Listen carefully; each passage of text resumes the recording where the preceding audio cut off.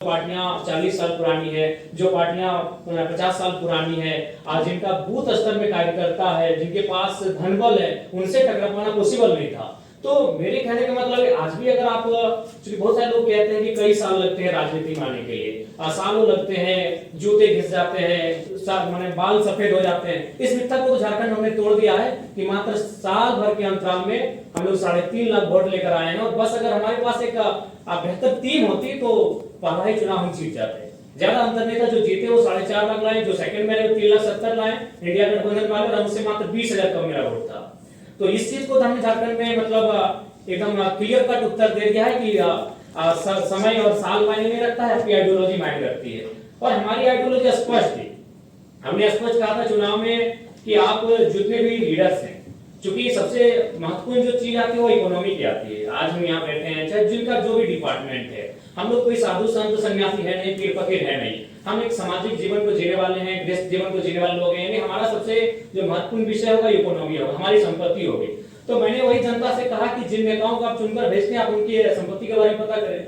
आज किसी का दिल्ली में, किसी का रांची में, किसी का इस झारखंड से आता हूं, अगर वहां बात की जाए तो वहां हमारी विधायक मैम जो बैठी है आपके बगल में, उनका जो क्षेत्र है वो विस्थापित क्षेत्र है, खनन का क्षेत्र है, माइंस का क्षेत्र है। जब विस्थापन का बात सामने आता है तो जब लोग विस्थापित होते हैं तो ऑब्वियसली महिलाओं को भी बहुत सारा प्रॉब्लम का सामना करना पड़ता है। मान के चलिए जिस क्षेत्र से विधायक आती है उस क्षेत्र का आपको परिचय देता हूँ, 4 प्रकार की फसलें आती है, वहाँ धान, गेहूं। तो महिलाएं जब अगर विस्थापित ना होती है, झारखंड की अगर बात करें तो आपको विस्थापन की बात करनी होगी, आपको माइंस की बात करनी होगी। जो लोग यहाँ बैठे हैं और इसलिए आप झारखंड को जानते हैं। आज के इस कॉन्फ्रेंस के कार्यक्रम में उपस्थित तमाम सम्मानित अतिथियों को मेरी ओर से जय हिंद, जोहार झारखंड। हमारी पार्टी थोड़ा सा हम परिचय दे देना चाहेंगे, उसके बाद काफी कम समय जो मिला इस पर अपनी बात को रखेंगे। एक्चुअली हम लोग एक स्टूडेंट प्रोटेस्ट के माध्यम से राजनीति में आए।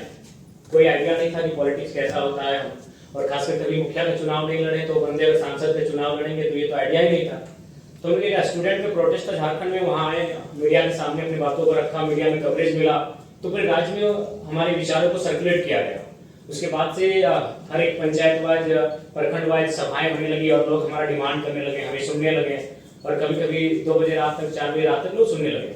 तो फाइनली लगभग 1 साल पहले 18 जून को हम लोगों ने डिसाइड किया था कि हम लोग चुनाव लड़ेंगे, और चुनाव लड़ेंगे। हम लोगों ने उसके बाद 6 महीने बाद अपनी पार्टी को रजिस्टर के लिए आवेदन दिया, लेकिन अभी तक हमारी पार्टी का रजिस्ट्रेशन भी नहीं हुआ। और बकायदा हम लोग 1 साल के कम समय में चुनाव लड़े और बहुत दमदार तरीके से चुनाव लड़े, और झारखंड के हिस्ट्री में फर्स्ट टाइम कोई इंडिपेंडेंट कैंडिडेट 27% मतलब वोट लेके आया। 3.5 लाख वोट लेके हम अकेले जिस लोकसभा चुनाव से हम लड़े थे, और कुल मिलाकर हम लोग 8 प्रत्याशी दिए थे, और लगभग हमारे 6 प्रत्याशी तीसरे पायदान पर रहे।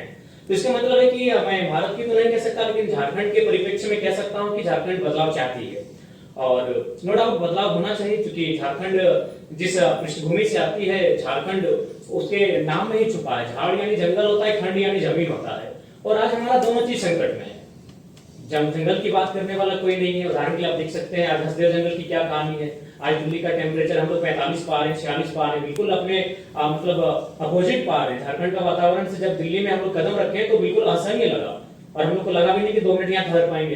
तो कहने की जो झारखंड का इशू है उसके नाम में छुपा है, और लगातार उन इशू पर हम लोग लड़े, उन इशू पर हम लोग बात किए, तभी जाकर जनता ने हमें आशीर्वाद दिया। नहीं तो उन पार्टियों से चुनाव लड़ना जो पार्टियां 40 साल पुरानी है, जो पार्टियां 50 साल पुरानी है, आज जिनका बूथ स्तर में कार्यकर्ता है, जिनके पास धनबल है, उनसे टकरा पाना पॉसिबल नहीं था। तो मेरे कहने का मतलब है आज भी अगर आप, क्योंकि बहुत सारे लोग कहते हैं कि कई साल लगते हैं राजनीति में आने के लिए, सालों लगते हैं, जूते घिस जाते हैं, माने बाल सफेद हो जाते हैं, इस मिथ्या को तो झारखंड हमने तोड़ दिया है कि मात्र साल भर के अंतराल में हम लोग 3.5 लाख वोट लेकर आए हैं। और बस अगर हमारे पास एक बेहतर टीम होती तो पहला ही चुनाव हम जीत जाते। ज्यादा अंतर नहीं था, जो जीते वो 4.5 लाख लाए, जो सेकंड में 3,70,000 लाए इंडिया गठबंधन वाले, और हमसे मात्र 20,000 कम मेरा वोट था। तो इस चीज को हमने झारखंड में मतलब एकदम क्लियर कट उत्तर दे दिया है कि समय और साल मायने नहीं रखता है, आपकी आइडियोलॉजी मायने रखती है।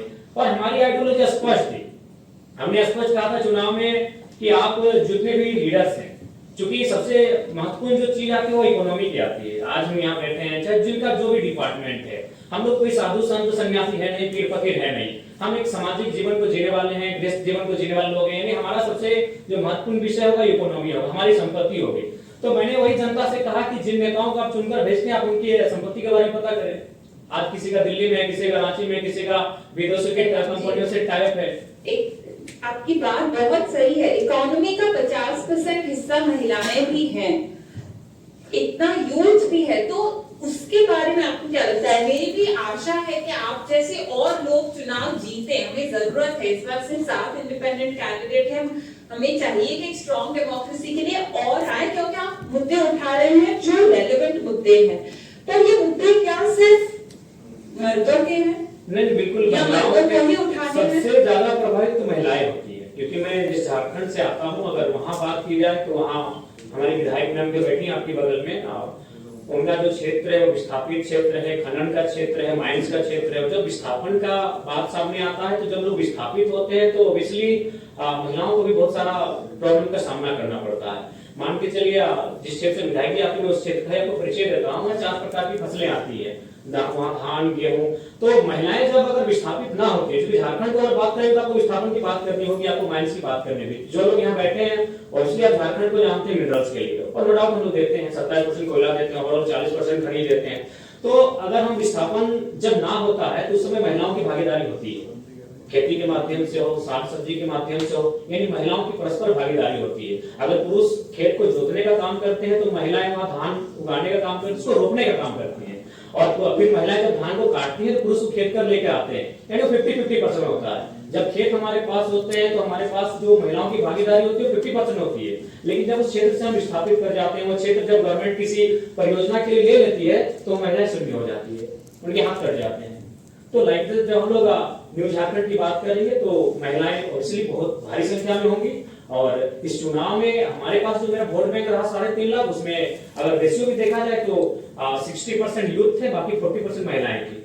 तो कहीं ना कहीं उसमें उस दिशा में हम लोग अच्छा काम किए हैं और महिलाओं को अच्छा कनेक्ट भी किए हैं, क्योंकि महिलाओं ने भी इस समस्याओं को देखा। आज अकॉर्डिंग टू कोरोना के टाइम का जो हमारे पास रिपोर्ट था, उसमें 12 लाख झारखंड के प्रवासी मजदूर मिले, और उन प्रवासी मजदूर की जो पीड़ा है महिलाओं ने भी घर बैठकर देखा कि दिवाली है, होली है या ईद है, उनके बेटे उन्हें प्रदेशों से बधाई भेजते हैं, उनके बेटे उनको विदेशों से बैठ के बधाई भेजते हैं। तो कहना है कि हमने उनको कनेक्ट किया, उन मुद्दों से महिलाओं को भी हमने कनेक्ट किया, इसलिए महिला भी खुलकर आई और हमारे पक्ष में मतदान की। और हम आशा करते हैं, क्योंकि हम लोग बार-बार कहें हम लोग एक लर्नर हैं और आज इस कॉन्फ्रेंस हॉल में हम लोग कुछ सीखने के लिए आए हैं। मैं आपको बताना चाहूंगा, मेरे गिरिडीह लोकसभा में 2261 बूथ हैं। हमको लगता है कि 1200 से 1300 बूथ में हमारा बूथ एजेंट बैठा था, 1000 बूथ में हमारा एजेंट नहीं बैठा था, और फिर भी हम लोग वोट गेन करके आए। तो हम लोग इसलिए लर्नर पीरियड में है और चीजों को जब हम लोग सीखेंगे, और जब इस प्रकार दिल्ली में बैठकर, महाराष्ट्र में बैठकर, अन्य प्रदेशों के जाके कॉन्फ्रेंस में बैठेंगे, सेमिनारों में, संगठनों में हम लोग भाग लेंगे और उन चीजों को हम लोग सीख कर जाएंगे, कुछ परिपक्व होकर जाएंगे, तो अपने झारखंड में निसंदेह उसका इम्प्लीमेंट करेंगे